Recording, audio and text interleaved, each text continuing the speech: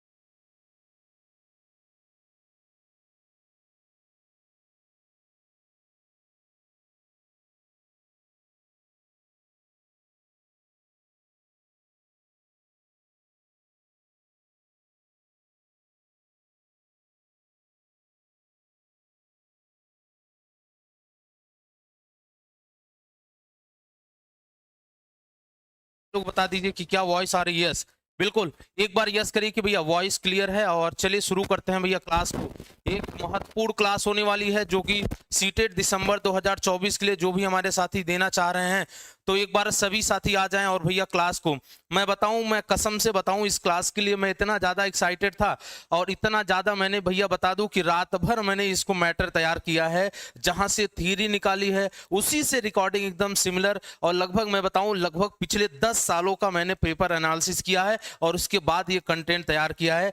तो अगर मेरे साथी, अगर आपको सीटेट का एग्जाम पास करना है तो बस हमारे साथ आप लगे रहिए। और मैं ये वादा करता हूं, मैं ये कसम खाता हूं कि भैया अगर आपने पूरी क्लास ले ली तो आपको सीटेट पास करने से कोई नहीं रोक सकता, कोई नहीं रोक सकता, कोई नहीं रोक सकता। तो चलिए मेरे बच्चों शुरू करते हैं क्लास को। और यहां पर आप देख सकते हैं कि ये बैनर आपको लिए भैया समर्पित है। बस आपको क्या करना है कि मैं अपना कर्तव्य करूंगा, आपको अपना कर्तव्य करना है। बस लाइक और शेयर बनाए रखिएगा। सभी बच्चे अंतिम तक बने रहेंगे, ये वादा करिए आप हमसे, कसम करिए। और चलिए शुरू करते हैं भैया क्लास की श्रृंखला को। सबसे पहले भैया आपका यह पहला जो चैप्टर है वो आपकी स्क्रीन पे आ रहा होगा, हमारा देश भारत। देखिए सबसे पहले आपको बेसिक नॉलेज होना चाहिए कि जो आपका इंडिया हो जाता है, जो आपका भारत हो जाता है, किससे सवाल प्रश्न बनते हैं, कहां से प्रश्न बनते हैं, इन सभी टॉपिक्स को लेकर भैया सबसे पहले आपको हमारे भारत के बारे में जानना होगा। और देखिए हमारी जो रणनीति होगी मैं आपको दिखा दूं कि भैया पूरा मैपिंग आपको कराने वाला हूं। मैं यहां पर पूरी मैपिंग कराने वाला हूं, आप ध्यान दीजिएगा। एक भी चीजें ऐसी नहीं है कि जो बिना मैपिंग के आपको कराई जाए। सारी चीजें भैया वेल प्रॉपर तरीके से मैपिंग के द्वारा, फिगर के द्वारा, जहां जो भी इमेज की जरूरत पड़ेगी उन सभी के द्वारा भैया ये क्लास होने वाली है। तो आप समझ सकते हैं कि यह क्लास कितना महत्वपूर्ण होने वाला है आपके लिए। तो चलिए भैया सबसे पहले हम टॉपिक शुरू करेंगे हमारे भारत से। तो देखिए ये आपको भारत का मैप मिल रहा होगा भैया, ठीक है।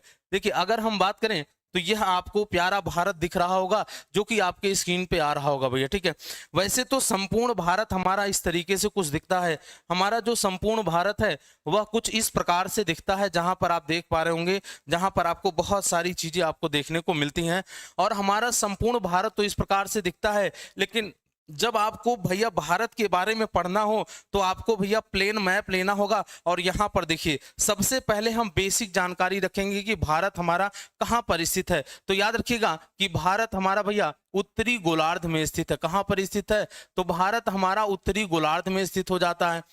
उत्तरी गोलार्ध में स्थित हो जाता है भैया। उत्तरी गोलार्ध के उत्तर पूर्वी भारत में स्थित है। ठीक है, याद रखिएगा उत्तरी गोलार्ध में भी अगर पूछा जाए कि कहाँ है तो याद रखिएगा उत्तर पूर्वी भारत में स्थित है। कहाँ पर स्थित है भैया? उत्तर पूर्वी भारत में यह आपकी जो है यह महाद्वीप स्थित है। भारत का अक्षांशीय और देशांतरी विस्तार की बात करेंगे तो भारत का अक्षांशीय विस्तार 8 डिग्री 4 मिनट उत्तरी अक्षांश से लेकर आपका भैया 37 डिग्री 6 मिनट उत्तरी अक्षांश के मध्य स्थित है। और भारत का देशांतरी विस्तार की बात करेंगे तो भैया 68 डिग्री 7 मिनट पूर्वी देशांतर से लेकर 97 डिग्री 25 मिनट, कितना भैया? 97 डिग्री 25 मिनट पूर्वी देशांतर के मध्य स्थित है। क्या है भैया? तो पूर्वी देशांतर के मध्य आपका स्थित भारत हो जाता है। ठीक है, अगर हम बात करते हैं तो भारत से 2 रेखाएं गुजरती हैं भैया। भारत से एक रेखा होती है जो कि कर्क रेखा होती है, जो कि क्या हो जाती है? जो कि कर्क रेखा के नाम से जानी जाती है। और भारत के भैया यह 8 राज्यों से गुजरती है। कितने राज्यों से भैया? यह 8 राज्यों से गुजरती है। और एक भारत से जो रेखा गुजरती है भैया, जिसको आप कहते हैं कि भैया क्या कहते हैं? तो आप कहेंगे कि यह भैया समय रेखा होती है। क्या होती है? तो भारत से 2 रेखाएं, एक समय रेखा होती है और एक भैया आपका कर्क रेखा हो जाती है। समय रेखा की बात करेंगे भैया तो याद रखिएगा भारतीय समय रेखा का जो डिग्री होता है वह 82.5 डिग्री है। 82 degree 30 minute east longitude line में आपका भारतीय समय रेखा है। और कर्क रेखा की बात करेंगे तो भैया 23.5 डिग्री, कितना हो जाएगा? 23.5 डिग्री नॉर्थ में आपका कर्क रेखा स्थित हो जाता है। कर्क रेखा की बात करेंगे तो भैया कर्क रेखा भारत के 8 राज्यों से गुजरती है। और यह जो समय रेखा है यह भारत के 5 राज्यों से गुजरती है। ठीक है भैया, भारत का जो सबसे ऊपरी क्षेत्र हो जाता है जहां पर लद्दाख हो जाते हैं। और यहां से आपके सीटेट जुलाई 2024 में पूछा गया कि भैया बताइए कि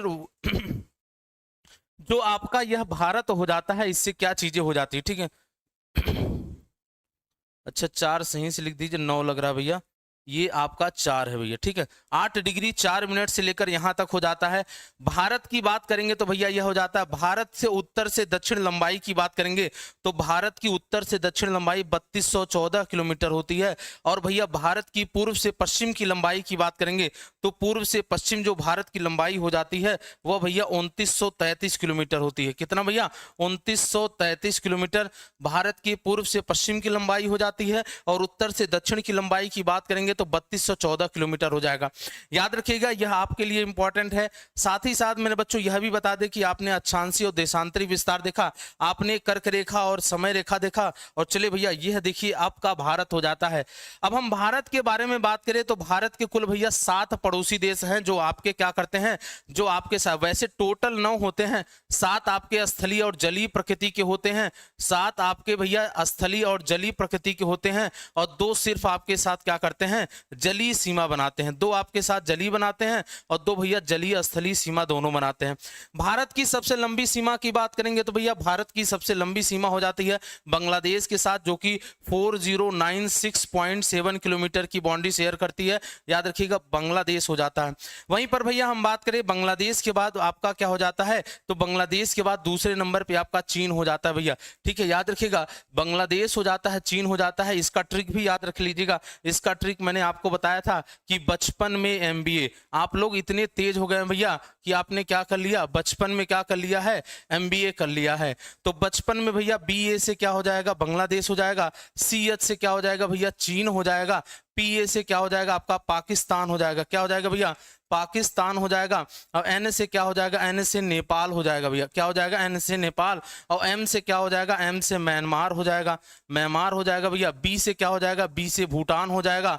और ए से क्या हो जाएगा भैया, ए से अफगानिस्तान हो जाएगा। तो भारत के भैया सबसे छोटी बाउंड्री कौन शेयर करता है, तो अफगानिस्तान 106 किलोमीटर की बाउंड्री शेयर करता है।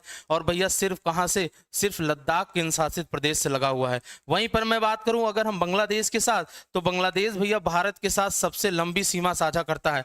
बांग्लादेश भारत के साथ सबसे लंबी सीमा साझा करता है 4096.7 किलोमीटर के साथ। और इसका भी ट्रिक याद रख लीजिएगा, AMTM भैया दीदी, AMTM दीदी का मतलब हो जाता है असम, मेघालय, त्रिपुरा, मिजोरम, और दीदी मतलब ममता बनर्जी मतलब कि वेस्ट बंगाल हो जाता है। ठीक है साथी, याद रखेंगे असम, मेघालय, त्रिपुरा, मिजोरम और वेस्ट बंगाल या बांग्लादेश के साथ सीमा साझा करते हैं, और ये सभी आपके हो जाते हैं। तो क्लियर हो गया, सभी लोग एकदम ऑर्डर से लिख लीजिएगा भैया, पूछा जाता है असेंडिंग डिसेंडिंग में, यहाँ से एक आध बार प्रश्न बन चुके हैं।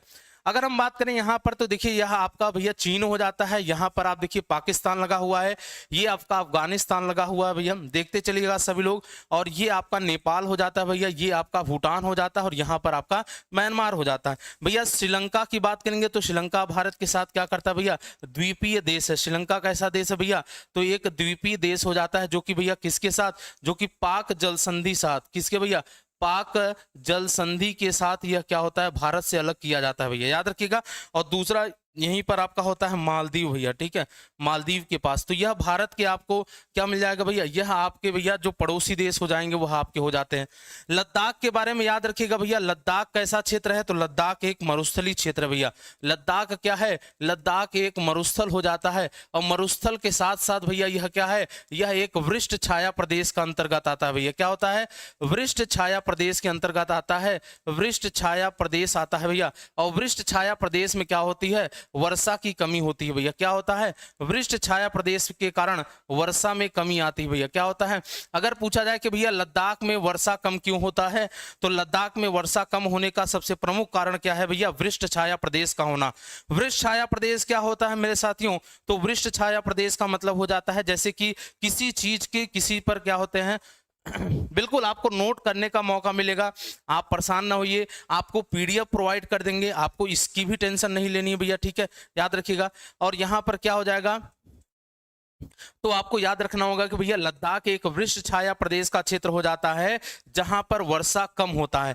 तो क्लियर हो गया सभी साथी, एक बार यस कर दीजिए कि हाँ सर बिल्कुल समझ गए हैं। और भैया यहां पर आप देखिए कुछ प्रश्नों की ओर बढ़ते हैं, और वहां पर देखिए कैसे प्रश्नों को आपसे पूछा जाता है, ठीक है। यहीं पर अगर मैं बात करूं तो एक चीज यह भी याद रखिएगा, अरुणाचल प्रदेश में भैया आपके बहुत सारे पर्वत पाए जाते हैं, जैसे बोमडीला हो जाता है, नामचा बारवा हो जाता है भैया, ठीक है। तो मतलब कि आपके क्या हो जाते हैं, अगर हम बात करें तो डफला हो जाएगा, ये अरुणाचल प्रदेश की पहाड़ियों की बात करें, डफला अबोर, डफला अबोर, मिसमी, पटकाई बुम, पटकाई बुम पहाड़ी, तो ये सभी कहाँ पाया जाता है भैया, पटकाई बुम पहाड़ी पाया जाता है। और याद रखिएगा बांग्लादेश की बात करेंगे तो बांग्लादेश भैया विश्व के सबसे बड़े डेल्टा गंगा ब्रह्मपुत्र डेल्टा पर स्थित है। कहाँ पर है, गंगा ब्रह्मपुत्र डेल्टा पर स्थित है। कहाँ पर है भैया, गंगा ब्रह्मपुत्र डेल्टा पर स्थित है। तो गंगा ब्रह्मपुत्र डेल्टा पर कौन स्थित है भैया, बांग्लादेश, जो कि विश्व के सबसे बड़े नदी डेल्टा पर स्थित है, ठीक है। चलिए आइए कुछ प्रश्नों को करते हैं और देखते हैं कि जो भारत का आपका हो जाता है वहां से कैसे प्रश्न बनते हैं। तो देखिए ये भैया यह सीटेट का प्रीवियस ईयर का प्रश्न है, और देखिए क्या पूछा गया है यहाँ पर और आप क्या जवाब देते हैं, ये इस प्रश्न का आप क्या जवाब देते हैं। देखिए पहला प्रश्न आपके स्क्रीन पे आ रहा है, देखिए क्लास को शेयर करना आइए आपकी रिस्पॉन्सिबिलिटी है, आप अपना कर्तव्य करते चलेंगे, ठीक है, और मैं अपना कर्तव्य करता चलूंगा।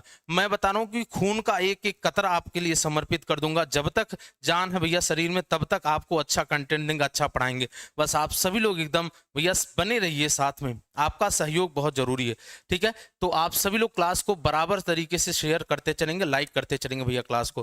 करें कि एक स्कूल के सामाजिक विज्ञान के शैक्षणिक भ्रमण में